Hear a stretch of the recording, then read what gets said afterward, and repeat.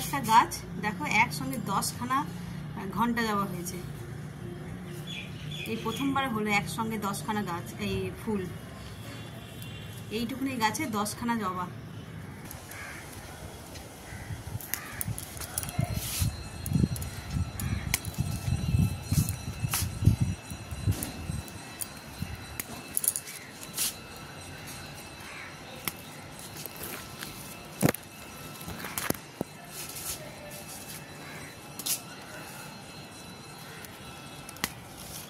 আজকে গাছ জুড়ে জবা ফুল হয়েছে, প্রত্যেকটা গাছে জবা ফুল।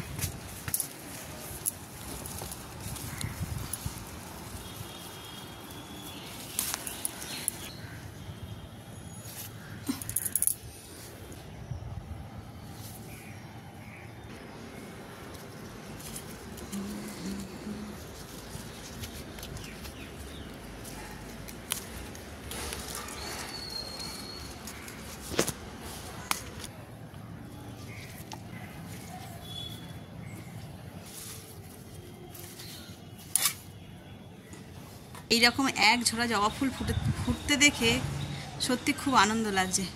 এই যে সারাদিন পরিশ্রম করি গাছের পিছনে, আমি বা ওর বাবাই বেশি করে, আমি রান্নাঘরে থাকি। হ্যাঁ, তো সবটা ভিডিও করে ওঠা হয় না, দেখানো হয় না যে কি পরিশ্রমটাই না করে। তা যাই পরিশ্রম করুক না কেন, এই ফুলগুলো দেখে সেই পরিশ্রমটাই সার্থক হয়। আর সকাল সকাল এইভাবে দিনটা শুরু করতে পেরে বেশ ভালো লাগছে। চলো তাহলে আজকের দিনটাকে এখান থেকে দারুণভাবে শুরু করি। আজকে সকালটা তো খুব দারুণভাবে শুরু করেছি, গাছের ফুল তুলে আপনাদেরও দেখিয়েছি। আর অনেকক্ষণ এসে গেছি রান্নাঘরে, এদিকে রান্না অনেকটা এগিয়ে। এই যে ভাত ডাল হয়ে গেছে, এখানে বসিয়েছি মাছ ভাজা, এই যে আলু আর ঢেঁড়স, আর আজকে একটা এই যে পাট শাক। পাট শাকের ঝোল খেতে দারুণ লাগে, রসুন ফোড়ন দিয়ে ঝোল হয়। তো এখন এত তাড়াতাড়ি তো আমি করে উঠতে পারবো না, তাই ওর বাবাকেই বসিয়েছি। আমি যে শাকগুলো একটু বেছে দাও, আমি তখন এদিকটা এগিয়ে নিয়ে আমিও বাজবো। একার দ্বারাই অত হবে না, 3 আটি শাক। শাকগুলো এত কচি, আমি বলিনি আনতে, ও দেখতে পেয়েছে, ছোটো দেওয়ার বাজারে গেছিলো, দেখে আর নিয়ে চলে এসেছে। এসব মানে খাওয়াও ভালো, সিজনের জিনিস, কিন্তু সচরাচর হয়ে ওঠে না, মনেও থাকে না। যেহেতু আমি নিজে বাজার যাই না, বাজারে কি আসছে কি যাচ্ছে সবসময় কি মনে থাকে সিজন অনুযায়ী কী কী বিক্রি হয় না হয়। তাই ও দেখতে পেলে টুকটাক জিনিস এরকম নিয়ে আসে নতুনত্ব।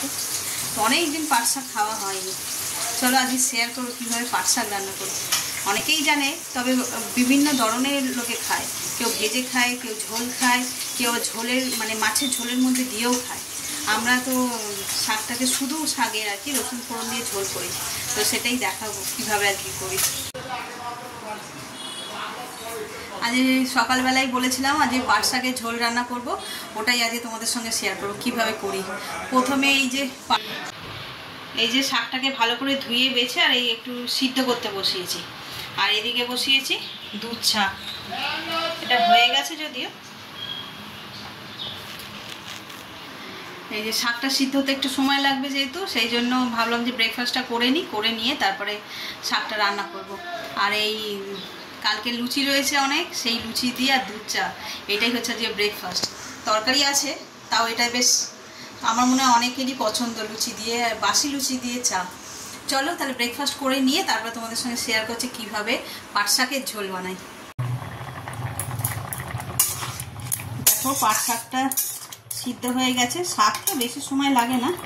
এটা এর মধ্যে দিয়ে দেবো নুন আর দেব হলুদ।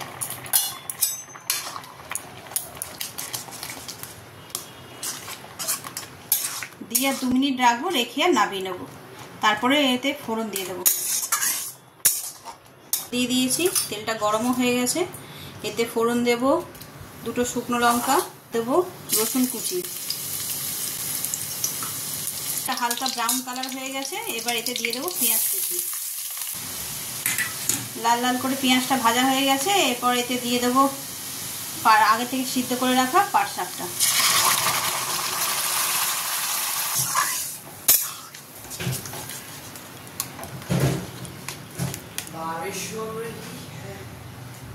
এতে অল্প সামান্য একটু চিনি দিয়ে দেবো। নুন হলুদ তো আমি আগেই দিয়েছিলাম। আর এই যে পাট শাকের ঝোল আমার একদম রেডি। আকাশে কেমন ঝিরঝির বৃষ্টি শুরু হয়েছে, কিন্তু বৃষ্টি হলে কি হবে, যেমন বৃষ্টি হচ্ছে তেমন গরমও লাগছে। রোদ্দুরে মানে ঝাঁঝা পোড়ার ব্যাপারটা থাকলে কি হয়, খুব গরম লাগে, অস্থির লাগে, কিন্তু এই গুমোটভাবে আবার বেশি অস্থির লাগে। আর এদিকে আমার রান্না হয়ে এসছে, একটু বাকি আছে। এখানে যে আজকে এনেছিল চুনো মাছ, মানে মোরলা মাছ, এই যে মোরলা মাছের ঝাল, এটা হয়ে গেছে, ধনেপাতা দিয়ে দিয়েছি। গ্যাসটা নিভিয়ে দিই। আর এই দেখো, এটা তেল পোটা বেগুন দিয়ে পেঁয়াজ দিয়ে করব। আর এইটা রাত্রিরের, এইটা এখনো ভেজে নিই, এটা রাত্রেই করব, এখন আর হবে না। বাজারে গেছিলো একটুখানি পাতিলেবু আর ধনেপাতা আনতে, আর বললাম যদি পাও তাহলে নিয়ে আসবে। আমার তো তেলপোটা খেতে ভীষণ ভালো লাগে, মানে তেলপোটার চচ্চড়ি যাতেই যে যা ইচ্ছা দিয়ে করলে, আলু বেগুন পেঁয়াজ এসব দিয়ে ভাজা করলেও ভালো লাগে, আবার তোমার এরকম পুঁই শাকের চচ্চড়িতে দিয়ে রান্না করলেও বেশ ভালো লাগে। অনেকে আবার পছন্দও করে না, কিন্তু সেটা তাদের সমস্যা, কিন্তু আমি খুব ভালোবাসি এগুলো। চলো তাহলে এটা রান্না করে নিই।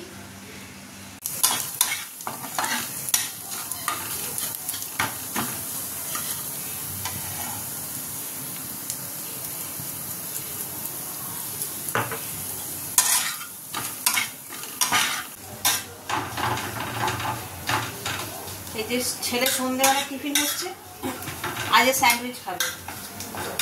একটু পনির ছিল বলতে আজকে পনির এনেছি, আজকে রাতে চানা পনির বানাবো বলে। তো ওই পনিরটা দিয়ে একটুখানি পেঁয়াজ, আজকে ক্যাপসিকাম নেই, একটু শর্টে করে দিচ্ছি, দিয়ে আর এইটাই ব্রেডের মধ্যে দিয়ে আর বানিয়ে দেবো। আর আজকে আর স্যান্ডউইচ মেকার বের করেই নিই, এর মধ্যেই করে দিলাম, ফ্রাই প্যানের মধ্যেই করে দিয়েছি। এই দুটো করবো তো সেই জন্য আর ওই বের করলাম না। আর আজকে যে এত গরম পড়েছে, মানে পাগল করে দেওয়ার মতন গরম। যত দিন যাচ্ছে আর এই গরম তত বাড়ছে যেন। আমরা যখন ছোট ছিলাম এত গরম লাগতো না আমাদের, সারাক্ষণ খেলাধুলা সবই করেছি, রোদে ঘোরা। এখন এত রোদের তাপ আর সেই গরম।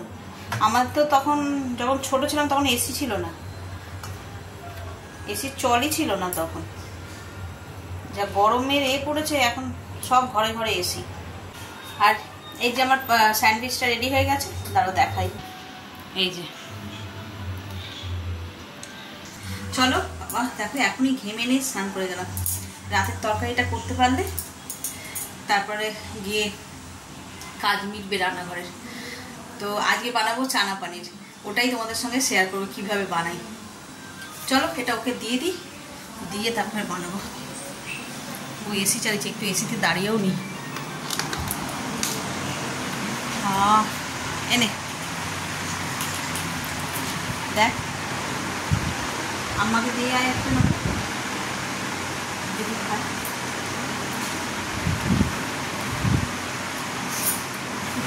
শান্তি।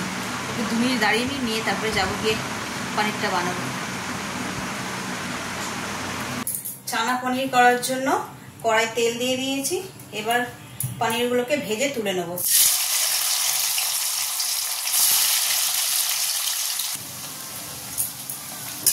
পনিরগুলো সব লাল লাল করে ভাজা হয়ে গেছে, এবার এগুলোকে তুলে নেব।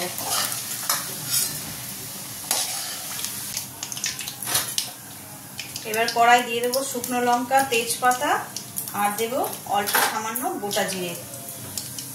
ফোড়নটা ভাজা হয়ে গেছে, এবার এর মধ্যে দিয়ে দেবো কেটে রাখা পেঁয়াজ।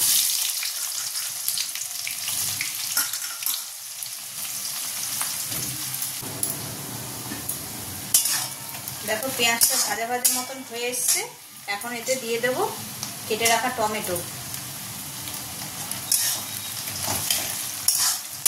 এবার এর মধ্যে দিয়ে দেবো বাটা মশলা। বাটা মশলা বলতে আদা, রসুন, টমেটো আর কাঁচা লঙ্কা।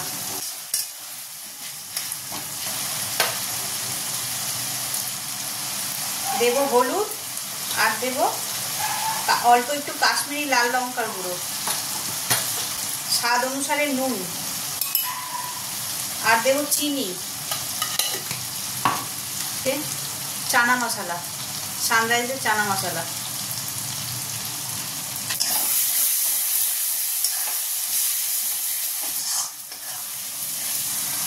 দেখো মশলাটা ভালো করে কষানো হয়ে গেছে, তেলও ছেড়ে দিয়েছে সাইড দিয়ে। এবার এর মধ্যে দিয়ে দেবো আমি চানা, সিদ্ধ করে রাখা চানাটা।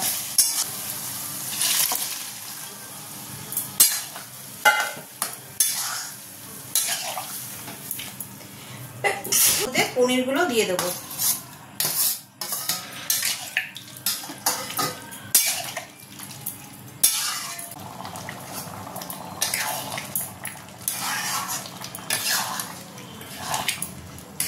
দেখো আমার চানা পনিরটা একদম রেডি হয়ে গেছে। আমি যেভাবে দেখালাম সেইভাবে বানিয়ে দেখবে ঘরে, দারুণ খেতে হয়। ব্যাস এর মধ্যে এবার দিয়ে দেবো ধনেপাতা, আর একদম গাছ থেকে তুলে নিয়ে আসলাম ফ্রেশ ধনেপাতা। ধনেপাতার জায়গায় তোমরা অনেকে কাসুরি মেথি দেয়, কাসুরি মেথি দিলেও ভালো লাগবে, কিন্তু আমার কাছে এখন কাসুরি মেথিটা নেই, ধনেপাতা আছে, তাই ধনেপাতাটাই দিয়ে দিলাম।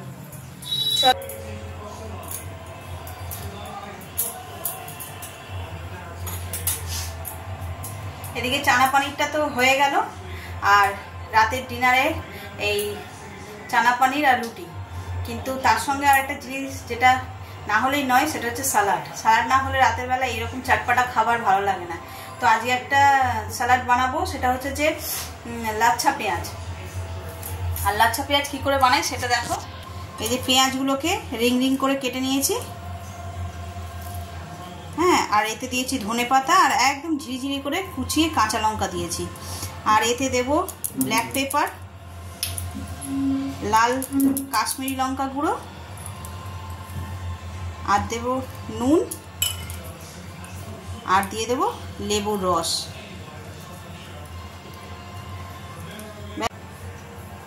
এবার এগুলোকে ভালো করে চটকিয়ে মেখে নেব।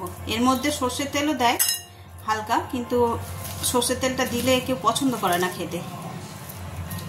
ব্যাস এবার এটাকে খানিকক্ষণ রেখে দেবো। এখনই তো ডিনার করার সময়ও হয়নি, যদিও একটুখানি মজে যাবে ভালোভাবে, তারপর খেতেও সুস্বাদু হবে।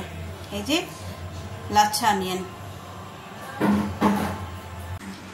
রাত্রির 11টা বাজে, আর এই যে এখানে আমরা ডিনার নিয়ে বসে পড়েছি। আজকে তো দেখালাম চানা পনির বানিয়েছি, দেখো এই যে এইখানে স্যালাড নিয়েছি, এই যে বলছিলাম লাচ্ছা পেঁয়াজ, দারুণ মজেছে, অনেকক্ষণ ছিল তো।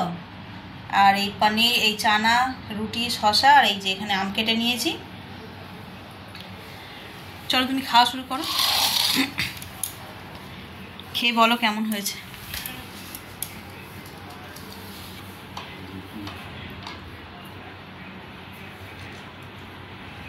আমি একবার টেস্ট করেছি, তোমার মুখে কেমন লাগে? ভালো? চলো তাহলে খেয়ে নিই। আর আজকের ব্লগটাকে এই পর্যন্তই রাখছি। যদি কিছু ভালো লেগে থাকে তাহলে please like, comment, share and subscribe. আর ভুল ত্রুটি মার্জনা করবেন। সকলে সুস্থ থাকবেন, ভালো থাকবেন। আগামীকাল আবার দেখা হচ্ছে।